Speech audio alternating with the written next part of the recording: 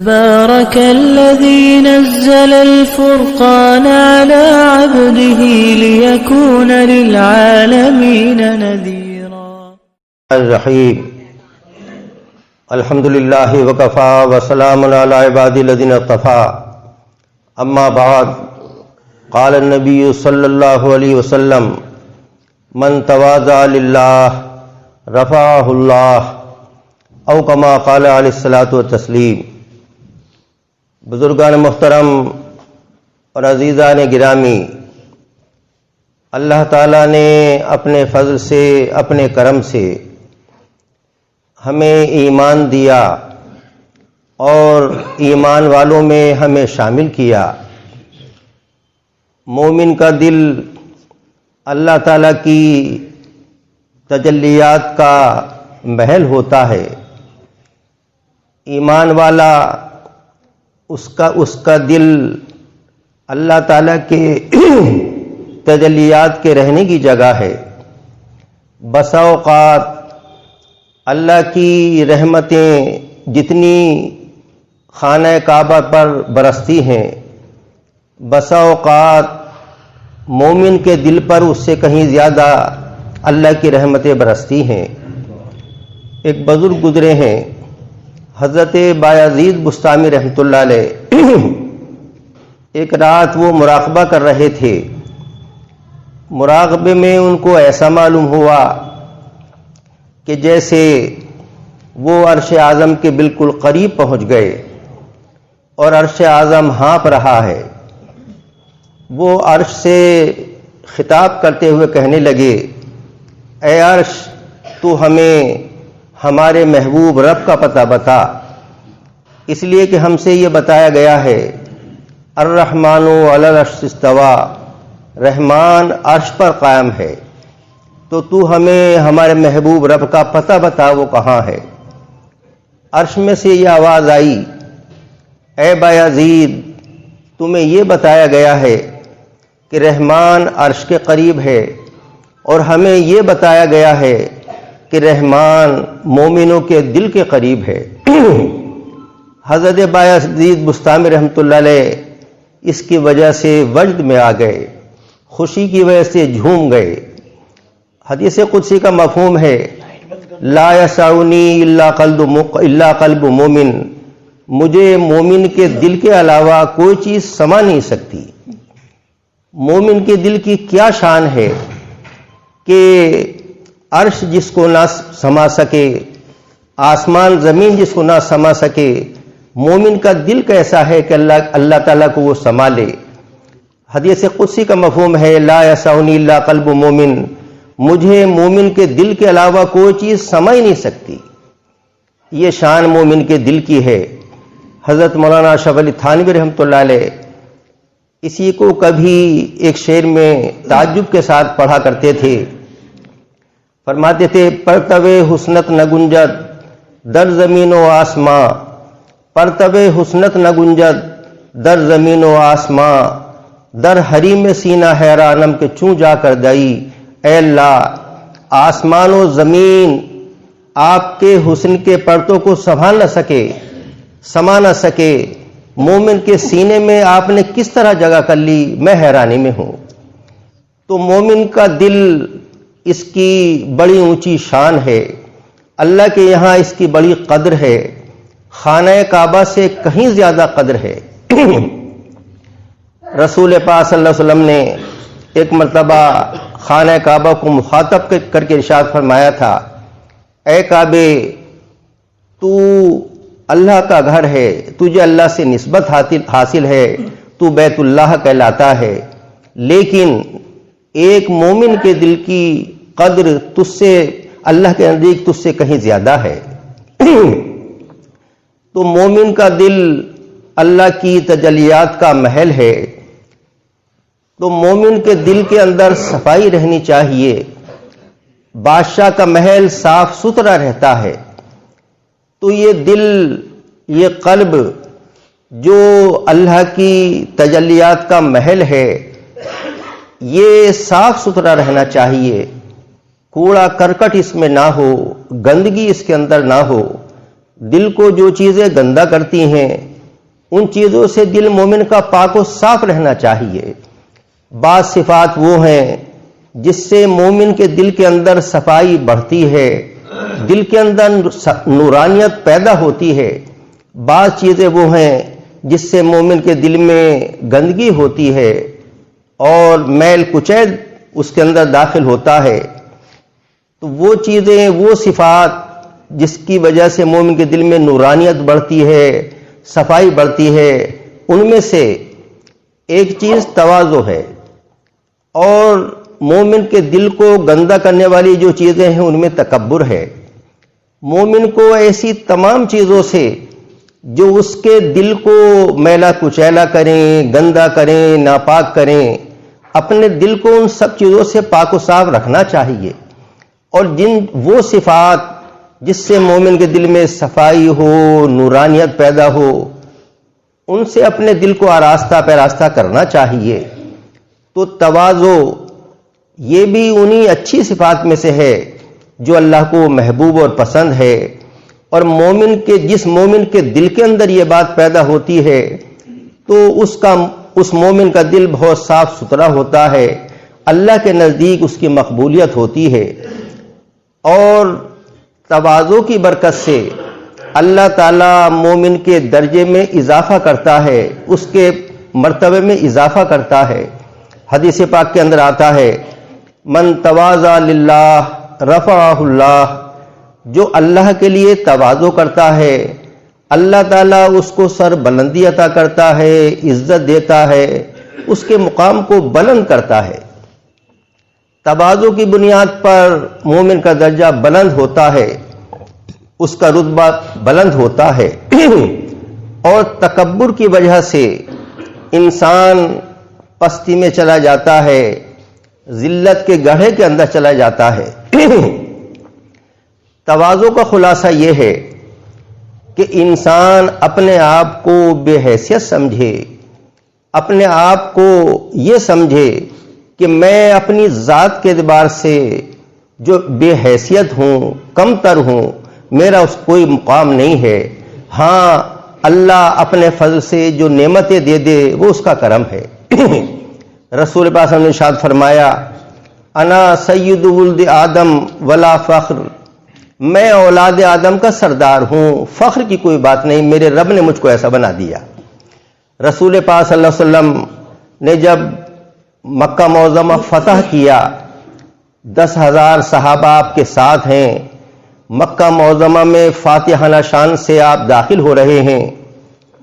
مکہ معظمہ میں فاتحانہ شان سے آپ داخل ہوئے، وہ مکہ معظمہ جس سے اہل مکہ نے آپ کو نکالا تھا، آپ کے صحابہ کو نکالا تھا، اس میں ایک مدت کے بعد میں فاتحانہ شان سے آپ داخل ہو رہے ہیں۔ اسی مکہ معظمہ میں وہ لوگ بھی موجود ہیں جنہوں نے آپ پر، آپ کے صحابہ پر ظلم کے پہاڑ ڈھائے۔ آپ اس مکہ معظمہ میں امن و سکون کے ساتھ داخل ہو رہے ہیں۔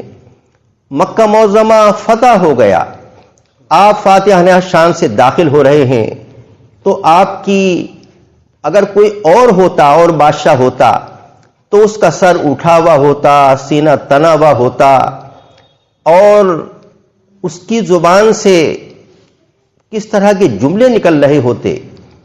کرکٹ ٹیمیں جب جیتتی ہیں، ان کو آپ دیکھیے کہ ان کا کیا حال ہوتا ہے، بڑائی کے کیسے جملے بولتے ہیں، کس طرح کبر والی باتیں ان سے ظاہر ہوتی ہیں۔ لیکن نبی پاک صلی اللہ علیہ وسلم جب مکہ معظمہ کو فتح کر لیتے ہیں اور اس میں داخل ہوتے ہیں، تو ایک صحابی ہیں، وہ ذکر کرتے ہیں کہ گویا کہ نبی اسم کا وہ نقشہ اب بھی میرے سامنے ہے۔ جب مکہ معظمہ میں فاتحانہ شان سے آپ داخل ہو رہے تھے، اونٹنی پر سوار تھے، سر جھکا ہوا تھا، اور آپ کی ٹھوڑی اپنے آپ کے سینے سے لگ جاتی تھی، سر جھکا ہوا ہے، اور زبان پر اس آیت کا ترانہ ہے، انا فتحنا لک فتحا مبینا، اے نبی ہم نے آپ کو کھلم کھلا فتح دی۔ یہاں آپ یہ نہیں کہہ رہے میری وجہ سے مکہ معظمہ فتح ہوا، میرے صحابہ کی بہادری کی وجہ سے ہوا، یہ نہیں فرما رہے۔ آپ آیت پڑھ رہے ہیں جس میں یہ ظاہر کر رہے ہیں ہماری کوشش سے فتح نہیں ہوا، ہمارے رب کی مہربانی سے فتح ہوا، ہمارے رب نے کرم کا معاملہ کیا، مکہ معظمہ فتح ہو گیا۔ یہ ہے تواضع، نبی پاک کی تواضع، کہ یہاں وہ موقع تھا کہ جس میں آپ بڑے بڑے جملے بولتے، لیکن نہیں، آپ نے تواضع ظاہر کی اور اس کو ظاہر کر دیا کہ ہمارے رب کے کرم سے یہ نعمت ملی، اس کے فضل سے ہمیں یہ نعمت ملی، مکہ معظمہ فتح ہمارے رب کے کرم سے ہوا، اس کے فضل سے ہوا، اس کی نصرت سے ہوا، اس کی مدد سے ہوا۔ مومن کی شان تواضع کی ہے اور تواضع کی ہونی چاہیے، اور یہ سمجھے ہمیشہ کہ میں اپنی ذات کے اعتبار سے کوئی کمال رکھنے والا نہیں، مجھے جو کچھ ملا، جو نعمتیں ملیں، جن کی وجہ سے میرے اندر بڑائی آئی، وہ میرے رب کا عطیہ ہے، میرے رب کا فضل ہے۔ تو یہ ایک ایمان والوں کو سمجھنا چاہیے ایک وہ شخص جس کو اللہ نے بہت سی نعمتیں دیں، اسے یہ سمجھنا تو جائز ہے کہ میں ان نعمتوں کی وجہ سے اتنا بڑا ہوں۔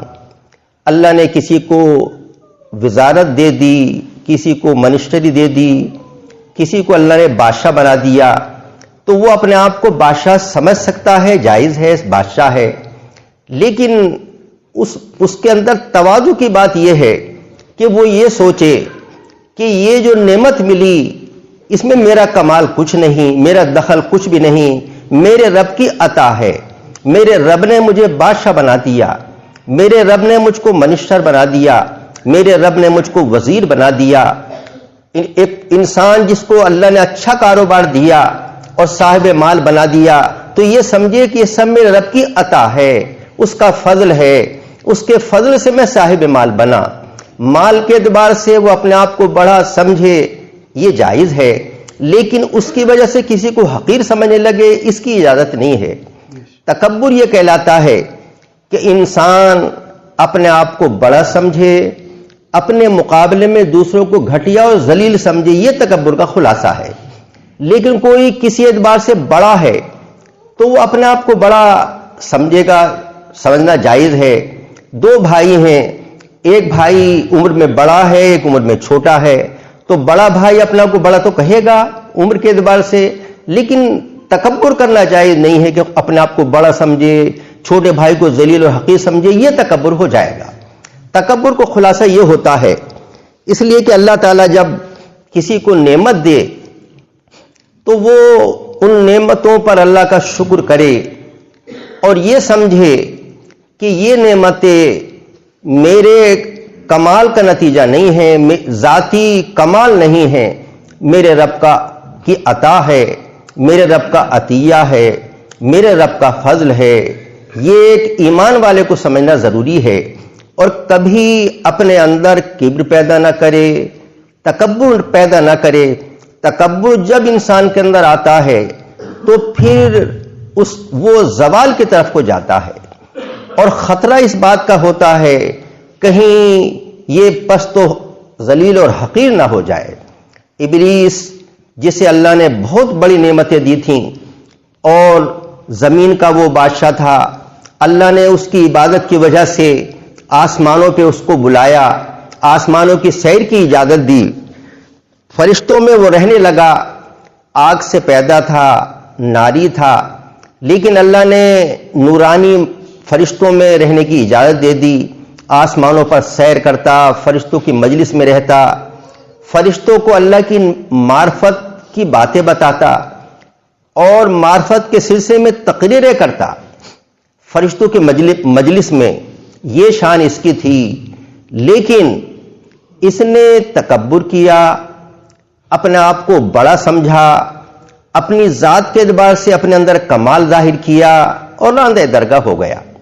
اللہ تعالیٰ نے حضرت آدم علیہ السلام کو پیدا کیا، اپنا خلیفہ بنایا، اور ان کی تعظیم اور احترام کے لیے اللہ نے حکم دیا فرشتوں کو انہیں سجدہ کرو، سجدہ تعظیمی کرو۔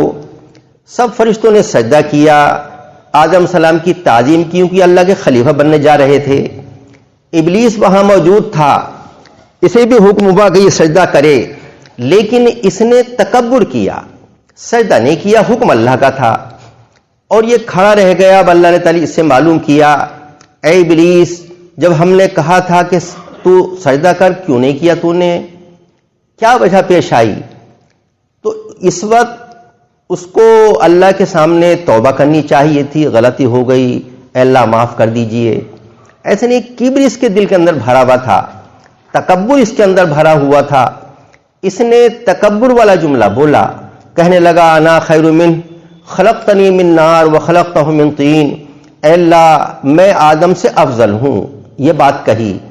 پھر اس نے اللہ کے سامنے دلیل دی، گستاخی، پھر گستاخی پہ گستاخی۔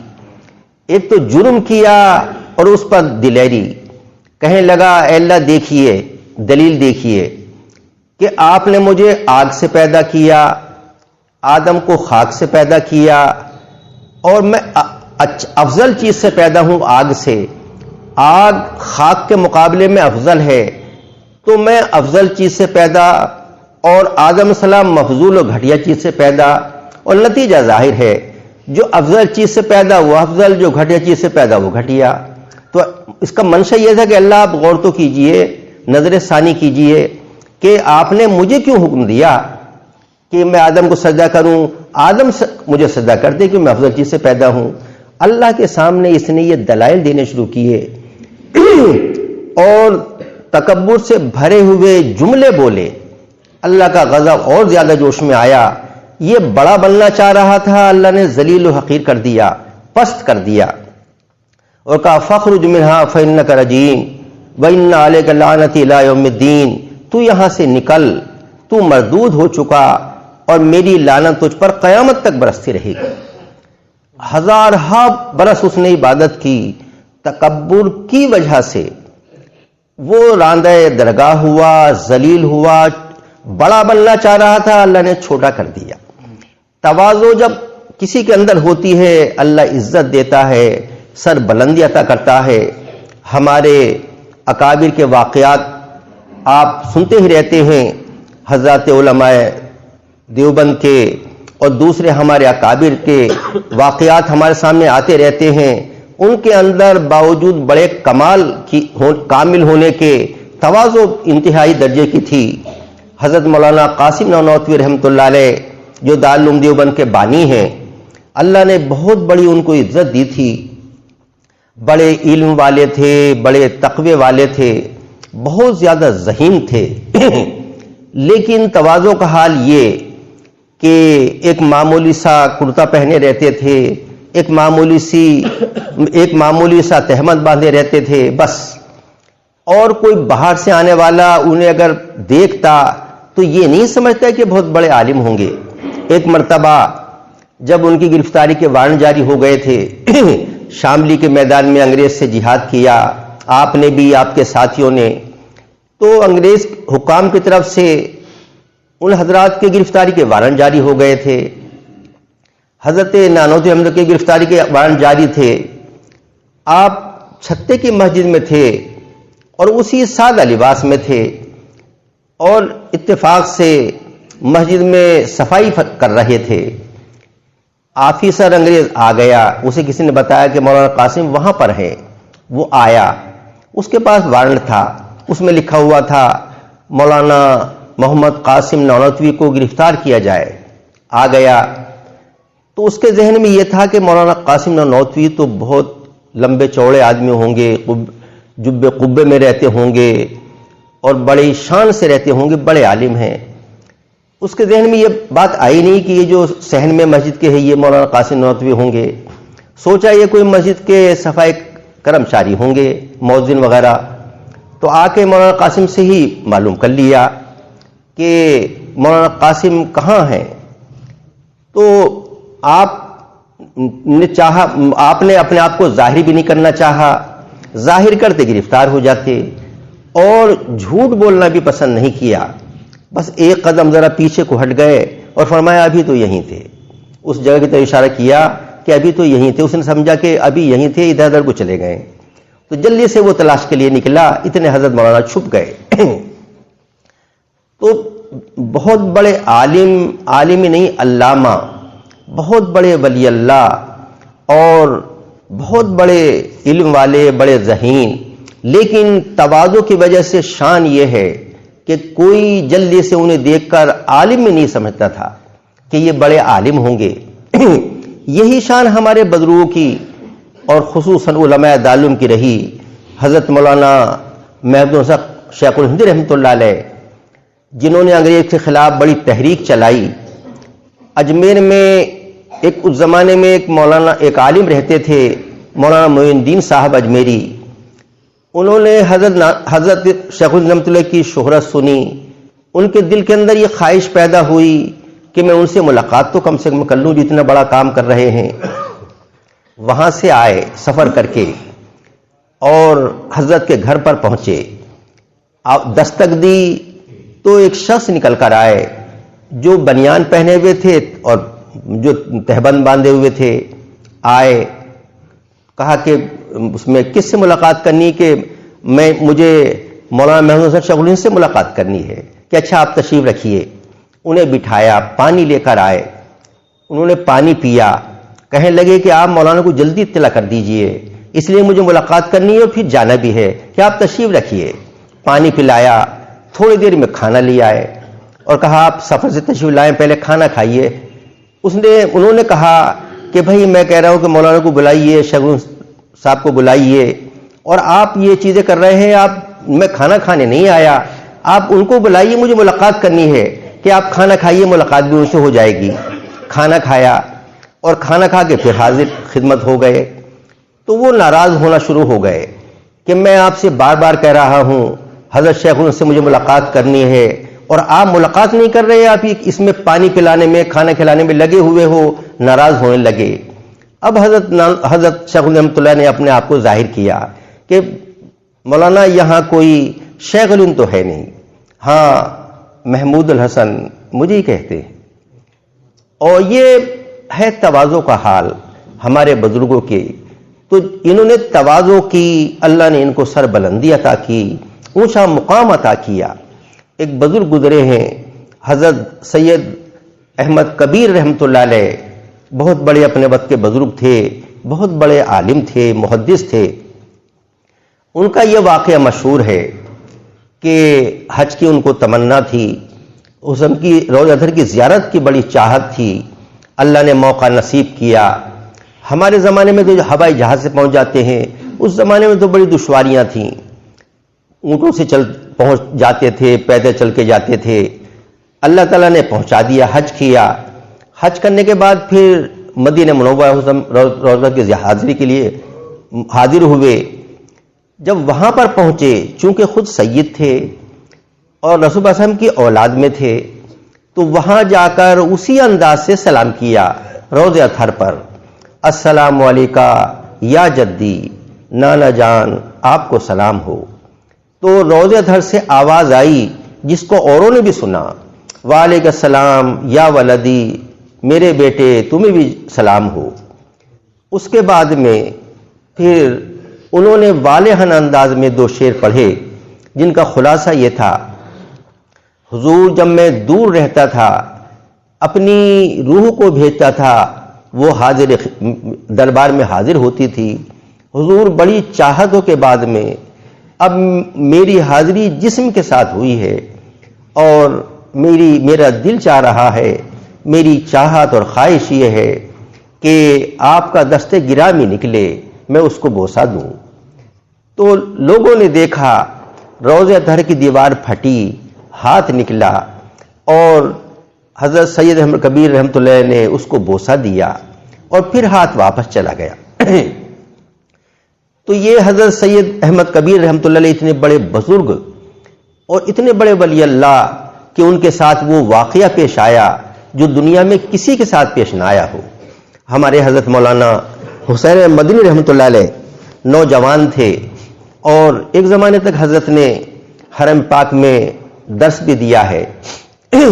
تو ہندوستان کے ایک بڑے شخص وہاں پہنچے اور انہوں نے تذکرہ سنا کہ ہندوستان کے ایک نوجوان کا جواب حسن کی طرف سے آیا، اور انہوں نے بھی سنا۔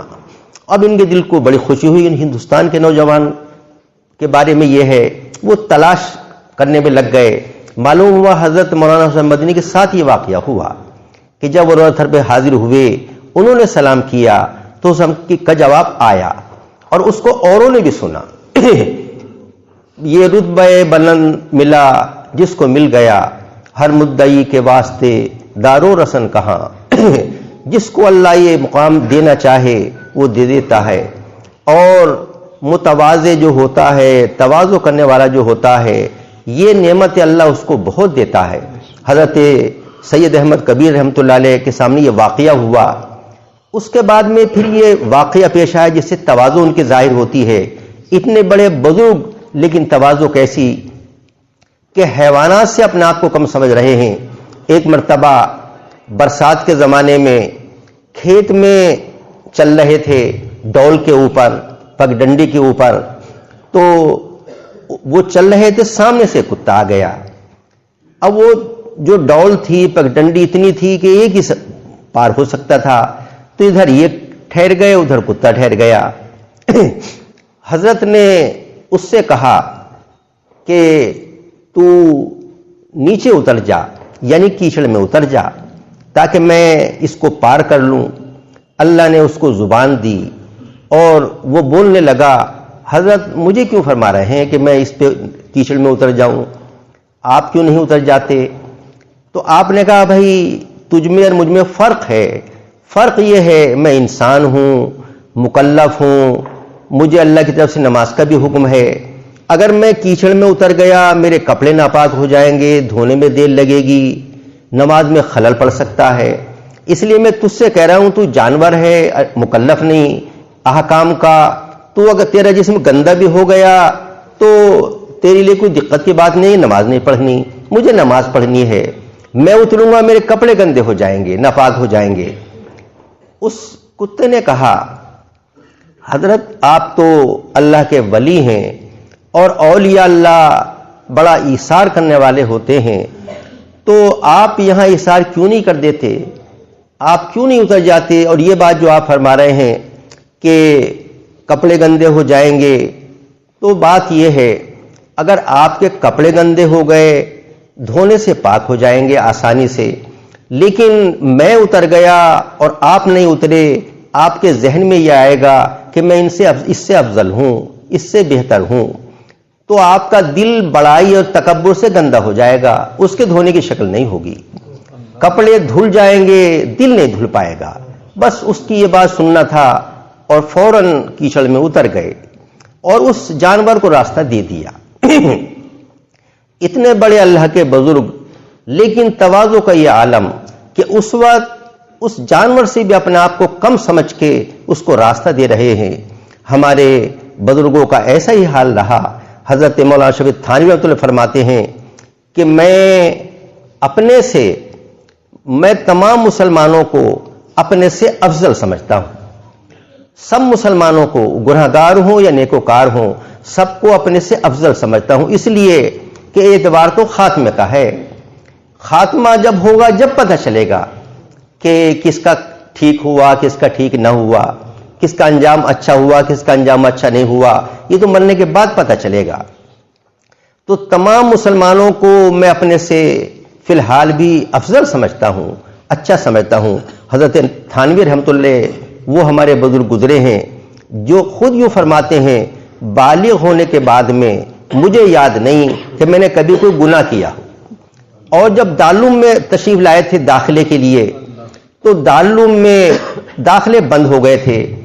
جب حضرت داخل ہوئے تو اس وقت دارالعلوم میں طلبہ کا کھانا بستی سے آتا تھا، دیوبند سے۔ دارالعلوم میں کھانے کے پکنے کا نظم نہیں تھا، تو جتنے طلبہ لینے ہوتے وہ لیتے کہ جن کا نظم بستی سے ہو سکے، قصبے سے ہو سکے۔ اب داخلے بند کر دیے کیونکہ اب قصبے میں اس کی گنجائش نہ تھی۔ حضرت تشریف لائے، دیر ہو گئی تو محترم صاحب نے منع کر دیا، بھائی داخلے اب نہیں ہوں گے۔ انہوں نے عرض کیا حضرت کیوں منع کر رہے ہیں؟ کہا بھائی ہمارے لیے اب کھانے کے لیے گنجائش نہیں ہے. کہا کہ میرا داخلہ لے لیجئے، کھانے کے لیے میں آپ سے نہیں عرض کر رہا، اللہ انتظام کرے گا. داخلہ ہو گیا، کتابیں مل گئیں، تعلیم شروع کر دی. اب کھانے کا معاملہ اس طرح سے رہتا تھا کہ جب رات ہوتی اس وقت دیوبند میں سبزی کی 2 دکانیں تھیں، اسی پر خربوزے تربوز وغیرہ یہ بھی بکتے تھے.